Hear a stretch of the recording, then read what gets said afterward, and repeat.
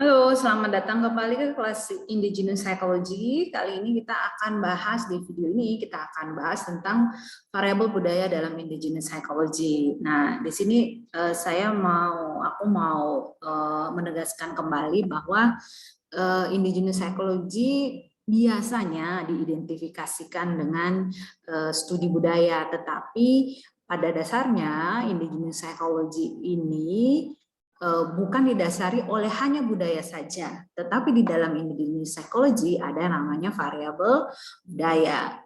Oke. Nah, kita lanjut nih, apa sih arti kata budaya?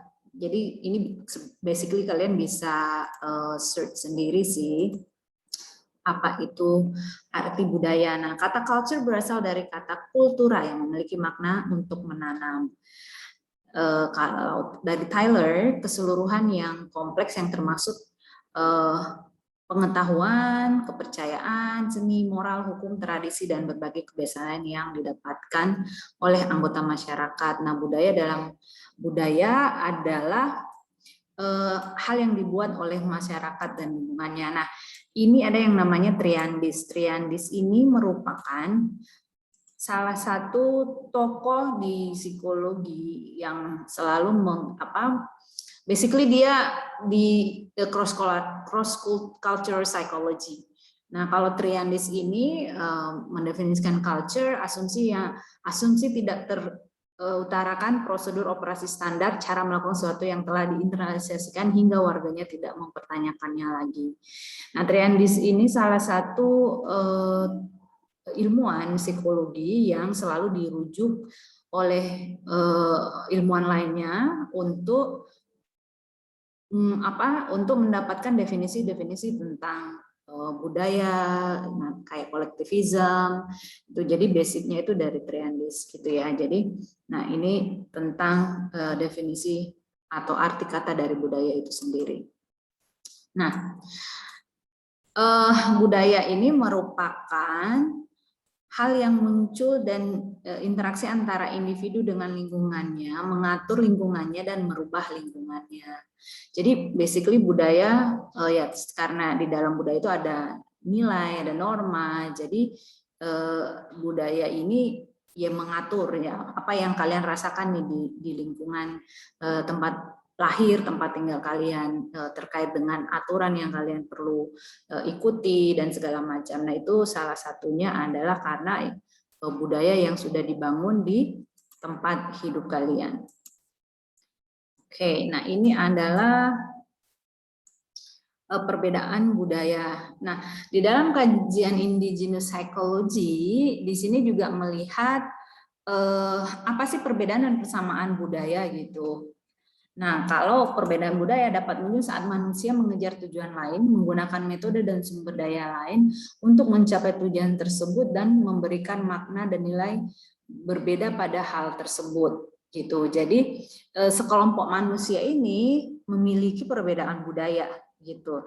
Tetapi di dalam perbedaannya itu ada juga persamaannya. Tapi sebelumnya bagaimana sih kita bisa melihat bahwa satu budaya dengan budaya yang lain itu berbeda, yaitu dari cara sekelompok anggota budaya itu memberikan maknanya dan nilai pada hal tersebut. Misalnya tentang konsep hubungan antar manusia, tentang prestasi dan lain-lainnya ya.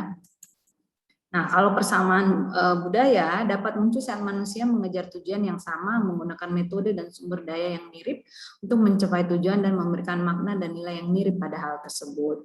Misalnya tentang motivasi gitu. Ada mungkin yang umum di budaya manapun umum itu bahwa setiap orang itu memiliki motivasi untuk bergerak, untuk mencapai sesuatu. Tetapi yang tadi at the same time dalam waktu yang bersamaan ada juga perbedaannya, ya mungkin dari aspek makna yang dimaknai mengenai motivasi.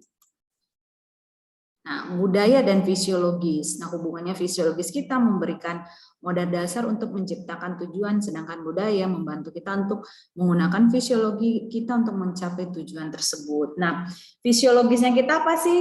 Ya, yang kalian pelajari di psikologi umum ada. yang sudah ambil biopsikologi ya pasti ini kalian semua sudah ambil biopsikologi ya. Di biopsikologi ada banget gitu. Jadi fisiologis kita ini modal dasarnya apa? Mata kita, hidung, panca indera lah ya.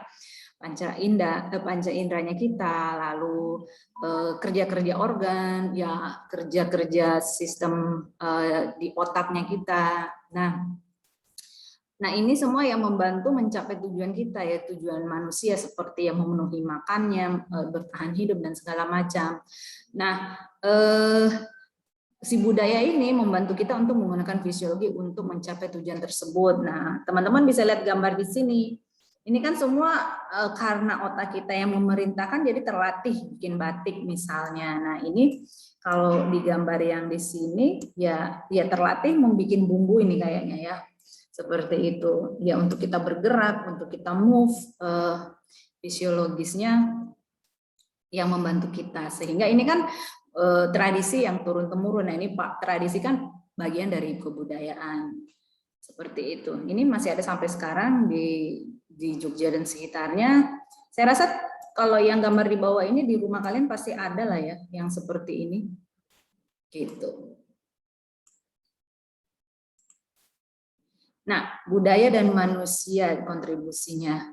Manusia memiliki pencerminan diri dan kreativitas, maka manusia memiliki kemampuan untuk memeriksa nilainya, kepercayaan dan kemampuan mereka yang mereka miliki, dan kemampuan untuk mengubah diri mereka sendiri, orang lain, dan juga budaya mereka. Nah, di sini saya mau bahas tentang